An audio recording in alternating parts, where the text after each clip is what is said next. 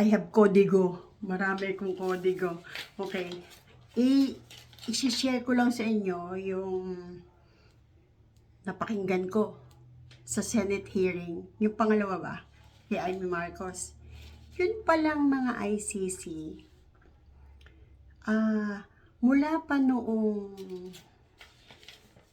May 2024, nakikipag-ugnayan na pala sa Philippines.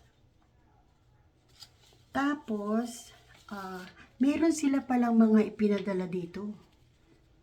Meron silang ipinadalang interpreter, meron silang pinadalang protection expert, investigador, saka abogado para doon sa mga sinasabi nila na biktima ni Tatay Digong. Diba? Yung interpreter, ang pangalan niya Maya Destura Bracken. Dumating siya sa Pilipinas October 4, 2024. Galing to ng Amerika. Yung dalawang protection expert, yung binabasa ko sabi ni Amy Marcos, dalawa daw yung protection expert na dumating. William Rosato, dumating noong October 15. Puro October to Tapos, yung isang protection expert uli, dumating naman na October 20, 2024. Si Amir John Kasam. Tapos, yung investigador na ICC, dumating noong October 24, 2024. Si Glenn Roderick Thomas Gela. Tapos, yung abogado, yung magtatanggol, doon sa mga biktima daw, pangalan niya ay Robin Crope. O, diba? Tapos, bukod pa doon sa 5 na yan, meron pa uling 3 team pa ulit ng ICC ang dumating. Noong October 19, 2024, hindi na niya kinuha yung pangalan. Tapos, itong mga to ay tumuloy o tumira, pinatira ng Administrasyong Marcos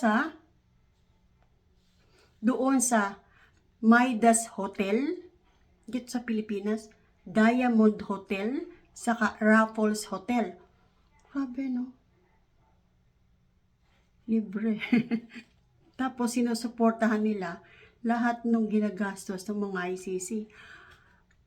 What? Diba?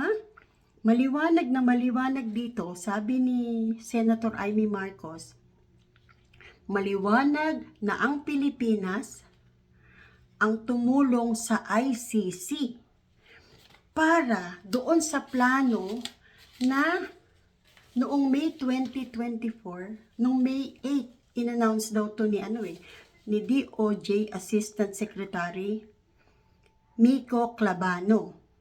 Ano-ano yung plano?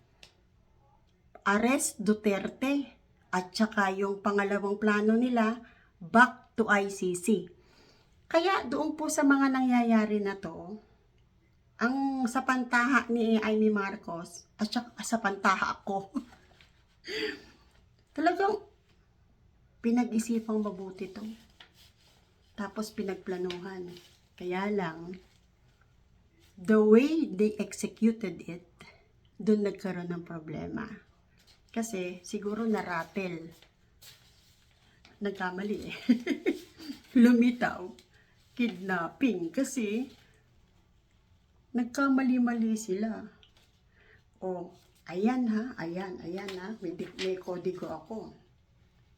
Tapos pala, ang sabi pa ni Amy Marcos, yun daw mga nakuha nilang mga impormasyon, yun daw ikakaso ng ICC kay Tatay Digong doon sa Netherlands ay base lamang sa ebidensya na ibinigay ng pamahalaan ng Pilipinas.